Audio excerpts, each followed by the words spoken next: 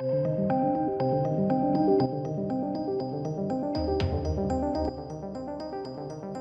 to the channel, ladies and gentlemen. We've got a bit of a news show for you today. We're going to be talking about DC, the Joker, Batman, how it's kind of all rolling into one and evolving, and maybe the DCEU is done and it's disbanded. Who knows? We've also got some news on Star Wars, some rumours. We also have a report on The Mandalorian Season 2, as well as how the actor's going to be involved in that. And then we also have a bit of an update on those Disney Plus Marvel series. So that's all going to be coming up today in this kind of news wrap-up of pop culture and movie news. But anyway, guys, first and foremost, before we get into that, I just want to take this opportunity to thank you so much from the bottom of my heart. I put it up on my Twitter, at Mr. H Reviews. See this? This is my film. We just smashed the second stretch target. Literally speechless. I was close to tears. It really does. It's so humbling. It absolutely means the world to me. It's still open because we are running a competition. So if you want to contribute to it and be in for a chance of winning a prop, a weapon, check it out. It's down below in the description box. There's a GoFundMe. There's even an image of the weapon that you could win. But anyway, I just wanted to take the opportunity to say thank you. I will be doing an update video, but it's just happened. And I wanted to say thank you. So thank you so much. Now, okay, so welcome. Obviously, this is Bane, right? First story of the day is Bane, Joker, Batman, Matt Reeves. How does this all fit together? Well, look, we had massive success with Joker with Joaquin Phoenix, undoubtedly. And undeniably, it was a monumental success. And off the back end of that, we did hear rumours and rumblings that Warner Brothers were considering a Lex Luthor-style villain spin-off. Which just seemed to be a bit null and void, because if you weren't going to be having Superman in it, it starts to be a bit difficult to justify it. Joker kind of works without a Batman-esque character in the style that it was framed, but I think obviously studios doing this thing of just jumping on the bandwagon and thinking that's the recipe for success. No, undoubtedly it probably create failure, but this is one which I can actually get behind. I actually could get behind this. There are rumours that they're going to be making a Bane spin-off movie in the vein of Joker. Bane is very compelling, but I also don't think that this is going to actually come to pass, because Bane's a tricky character to get right on the big screen. If you don't do him like you did, say, the Juggernaut in Deadpool 2, it's a bit of a why bother scenario. And exactly the same with Joker. Joker was a very realistic world. If you're going to be doing it in the vein of Joker, how can you have it in a Juggernaut style sort of CGI creation? It would be difficult. Otherwise you'll end up like the other Juggernaut that we had, i.e. Vinnie Jones in those X-Men movies from many moons ago. But let's get into the report and we'll kind of compile our thoughts together, right? Obviously, Joker was a big success and massive, even bigger than what Warner Brothers expected. They didn't expect it to pass $1 billion. It's just insane. However, a new report from Heroic Hollywood's Humberto Gonzalez, so a fairly reputable source. I wouldn't say it's something to just universally believe regardless, but it's a reasonably good source. He's come out and said that there's actually very big plans for Bane. Now, he says, and I quote, "After the surprise success of Joaquin Phoenix's award-winning Joker, Heroic Hollywood has exclusively learned that there was going to be an attempt to pitch a Bane standalone film to DC executives. In a similar way to the Todd Phillips film, it could have offered a filmmaker the chance to explore the villain's psyche with a character study, although hopefully with a little more brawling." And that's the thing. I mean, his traps are like the size of a man's head. He's an absolute beast, right? He's got venom. I think it's venom, isn't it? Venom's the fluid that he has, this sort of toxin. It's a steroid, basically. It's like a super steroid. He's going to have to brawl. If they create this as a character in the movie, he would have to fight a lot. A hell of a lot, in fact. So but I don't hate it. Now, the report further says a potential pitch for the film would have loosely used the Vengeance of Bane's story from the comics as the basis for the script. The plot would have introduced Bane to the DC universe, so that's where we start to learn that maybe it was going to be in the DC DCEU, whatever they call it now, revealing that his tragic origin began before he was even born, which is what that's known, that is his actual origin. Since Batman is key to his motivation across the arc, the Bat could have existed somewhere in the film, even if it was just as a looming presence over Gotham City. Now, obviously he says it's officially off the table in the event that Warner Brothers might use him in a future Batman film. So let's take a look at this. Right, for starters, Bane in a movie, I'm all game for. Weird that they do it so quick after Tom Hardy's version of Bane, though, I would say, wouldn't you?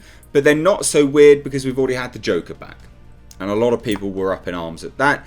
I think realistically, this character has to be done with that, and I go back to it again, but that Deadpool 2 Juggernaut style of CG. It has to be. If you don't do that, it's not going to look right. It's just going to look dumb. And that's not to say that Tom Hardy looked dumb, but Tom Hardy's aesthetic worked within the realms of the Christopher Nolan Batman films. So if you don't do it, it's all, and also as well, if you're not going to do CGI, then why bother? Because at the end of the day, you're then making just like, because no one's going to do it as good as Tom Hardy did in future. It'd be very difficult to beat that performance. So if you don't do it like CGI, then why even bother? So I like this, but I don't think it's going to happen for several reasons. One, they're going to have to do CGI. Secondly, I don't think they really know where they're going with their DC properties at the moment. And I wish they would, because I really like DC as a concept with the kind of individual characters that they have. I think they're very compelling characters. The villains are great. I'd love to see a Grundy film. Yeah, epic. Born on a Monday or whatever it was. Epic. Of course. It'd be so good. Clayface. Like, so good. Like, you could do a Thing-style Clayface movie, couldn't you? Have this body horror film. Cost nothing as well. Have all the, CGI changes and have him kind of stalking through the city. That would be amazing. Bane would be good. You have to go at lengths to make it really, really special. So I'd love to hear your thoughts, though. What do you think? Do you think they should do Bane? If this is true, would you like it? Would you want to see it? And in what form? Would you want to see it as a CGI? Or would you want to see it live action, like a cheap knockoff Tom Hardy? Let me know down below in the comments section. Now, next up, we've got some Star Wars rumours and rumblings. Now, this is stuff which we've heard before. It's nothing really new, but it's just confirmation. Once again, Star Wars Disney is rumoured to be casting Grand Admiral Thrawn for live action series. Now, again, like I said, we've heard this many, many times before. In fact, this is like, I don't know, the 5th time this rumour's coming around. But because it's got legs, that's why I'm reporting on it. Like, it's got legs. It seems to indicate that this may actually be happening, which is cool. Thrawn would be good, would he not? I think so. I think Thrawn is a compelling villain to have in Star Wars. Maybe not under Disney, but still a compelling villain nonetheless. Now, according to the Diz Insider, so Disney Insider, Disney is currently searching for an actor to bring the fan favourite villain to live action life. Although there's said to be no word on specific projects, it sounds like the plan is for Thrawn to eventually lead his own spin-off series. I don't have him as a spin-off series. I don't think that's smart. I think have him as the villain of a spin-off series, but don't have a Thrawn series. I think that's, difficult because of where he was situated in the timeline and things like that. I'd say have him as a villain within a series.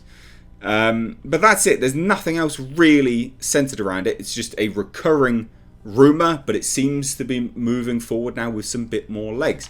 Let me know your thoughts. Like, would you be keen for this? Do you care? Has Disney burned you so much? Is it like a hot potato? You just dropped it now. Let me know down below. Now, thirdly, we got this awesome bit of news, which is, of course, about Pedro Pascal. Pascal wasn't really in the suit that much on the set of The Mandalorian. He was in it, but not as much as you would be led to believe. But apparently he's actually going to be in it a lot more. Okay, so there's a report from Bespin Bulletin, and they suggest that he's actually spent quite a bit more time on set for Season 2, which would make sense because he has had his face revealed. Now, obviously, Mandalorians, he's not going to be taking it off all the time, but they've kind of broken the seal. So I can appreciate that they may reveal it a bit more. Now, that's it There's not really that much else around it. It's just that he's been on set a lot more, and it would seem to indicate that because he's been on set, he's in the suit a lot more, we may see more of his face. Now, again, is this good? Is this bad? I leave it up to you. Let me know down below in the comment section. Now, last but not least, we've got a small report on the Falcon and the Winter Soldier. Basically, it says if the Falcon and the Winter Soldier is renewed for Season 2, the season will probably get a new title, right? Now, this is a new edition of Murphy's Law. So Charles Murphy shared some insight into what fans can expect from the Disney Plus TV show and claimed that coming out of Season 1, Bucky Barnes and Sam Wilson are going to have gone through something traumatic and they're going to be different. So we don't know exactly what that means, but he also added that there was definitely at one point a plan for a second season. If they did have Season 2, it wouldn't be called Falcon and the Winter Soldier Season 2. It would be a thematically related thing with a different name, which would make sense because one of them's inevitably, probably, going to become Captain America. So there you go. That's the news. What do you think? Look, I started this with my favourite bit of news is Bane. I would be game for it. CGI though. Give me CGI. But definitely give me a Clayface movie. Like DC, Warner Brothers, you're not watching. I know, I'm small fry. No one cares. However, Clayface, that's what you want to do. That is genuinely what you should do. A body horror movie. Clayface in the DC universe. I think that would be awesome. And I think what a cheap, because it would actually be physically cheap. It would be a cheap production. What a cheap way just to thrill and entertain people. So, so good. But anyway, as with all these pieces of news, please do let me know your thoughts down below in the comment section. If you're new here, as I have been saying many times, please do hit subscribe. Please do turn your bell notifications on to all rather than personalize. Personalize means that YouTube will just curate the content for you. In fact, I had a comment earlier saying, where have you been? Like YouTube burying your content. Yeah, they are. I upload daily, multiple times a day, but to cover this news. So anyway, there you go, guys. Let me know your thoughts down below. As always, I have been Mr. H. Take care.